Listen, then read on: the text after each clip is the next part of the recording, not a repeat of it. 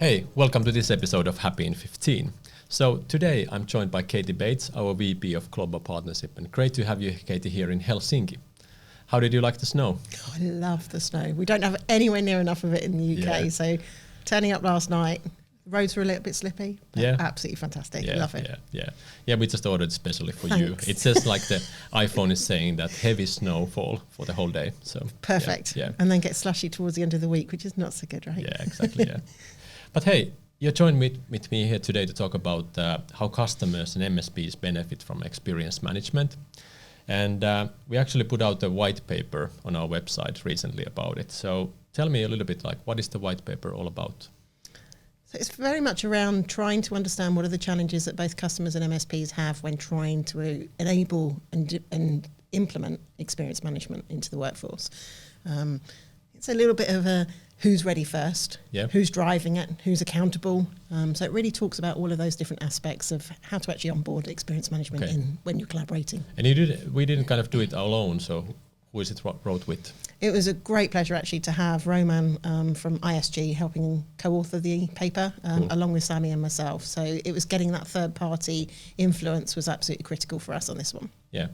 And if you would kind of say that, who is this really for? So now our listeners are thinking like, should I read it? So is it only for GSIs, or is it somebody who is outsourcing, or who is really the focus? I'm going to say it's available for everyone. I think the important thing here is when we talk about customers, we understand that they are looking to say, are their GSIs actually able to help them in this space? Can they help them be accountable for improving their own employee experience? And also, I think they've had doubts in the past as to whether or not they're equipped to do something like that. Yeah. So we absolutely know that GSIs are ready, but also for those GSIs that are thinking that the customers are not quite ready. Yeah. So they're trying to push something to improve the services that they're delivering. So the paper does address both aspects for both, and gives them really good pointers as to what needs to happen in order to have an experience management play. Yeah, and I think one of the key takeaways is like understanding why you cannot outsource responsibility of the whole employee experience, right? Yeah, definitely.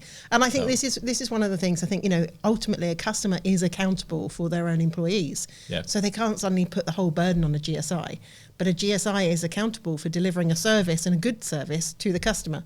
So they have to have some form of responsibility in making sure that service is to the right standards.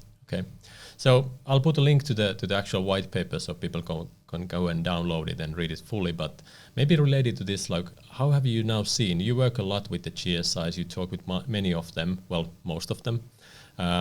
And how have you seen the attitudes change in, let's say, 22, and now when you look forward to 23? So I came on board in 2021, Pasi. So for me, it was just sort of teasing the market and understanding who was there. And there are some that were going, XLAs, experience management, we need to have it in play. But I think it was an awful lot of it was talk in 2021. In 2022, we've seen a huge amount of action. So I would say that out of all of the GSIs we work with, all of them now have a solid proposition that they can deliver to their customers. Yeah. Some of them call it something completely different. Some of them go to market directly with HappySignals as a branding perspective. But that shift in having to do something, and I think that's been led predominantly by customers. So as much as we sort of say who's leading the demand right now, the customers are putting it in their RFPs. They're saying we want to have experience management, we want better services. So they're driving the GSIs to create a service for experience management far greater than they ever have done before. But there's still that hesitancy over that SLA, XLA query of so what are they willing to drop for experience? And that's what the paper addresses, is some of those aspects and challenges. Yeah, that's really interesting to hear, because I saw the kind of the same thing in the event in US, in Orlando, where like last year, it was still like what is an XLA? And this year it was all about, hey, how do we do experience management? How do we actually start implementing this stuff? So I do see the same kind of trend now happening with the direct customers. And as you said, that really drives the change towards the GSIs as well. Yeah, and I think as well, when we touch on the XLA piece, it's definitely still there. Yeah. But I think it's teasing it into, you've got to start doing something now. And that's where we've seen the shift. Yeah. Let's start measuring. Let's have some form of metric in place. Yeah. But the XLA piece, the actual agreement piece, might come a little bit later still. Exactly. And I think they're beginning to realise that they don't have to do everything on day one, but you have to start measuring in order to get somewhere. Yeah, and I think that really links to our ITXM framework, which we have been pushing and and seeing that.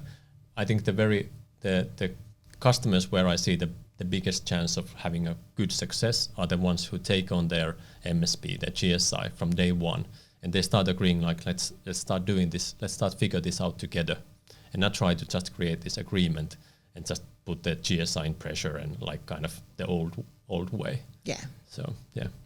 All right, cool. And then with ISG, you're going to do also a webinar around this whole topic. So like have a roundtable, have a conversation. So what is that going to be all about?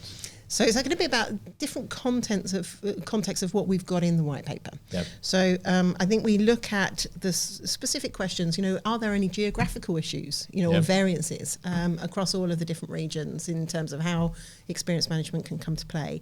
Again, experience versus expectation. So, and this is a really important one from a point of view from when you think about who owns it. Is the customer accountable? Is the GSI accountable? And setting that expectation right at the very forefront. So we're going to be talking about expectation. We're going to be talking about hybrid working, the impact that hybrid working has had on both of these organisations from a point of view of enabling employees to work more efficiently in any scenario. And I think this is something that the white paper addresses on all angles, but actually having the round table discussion will bring out probably even more insight than what we haven't actually got in the white paper. And this webinar is coming on the 21st of January. 31st of January. 31st. 31st of January. Exactly. January. Perfect. So I'll put the link on the show notes to the registration link. So please go and register for that and go and listen. And I'm pretty sure that it's going to be on demand after that one as well. Yeah, it will be on demand. And it'll be great because we're going to have the guys here in Helsinki as well. Exactly, here on the same studio. I know. Yeah. I'm really looking forward to having them over here as well. Yeah, cool. Hey, thank you, Katie. I think this is a really interesting topic. Let's see how it develops in 23. And maybe we'll do after 12 months, let's come back and see where we are at when we go towards 24. I look forward to it. But hey, thank you, Katie. Nice to have you here. Thanks, Pasi.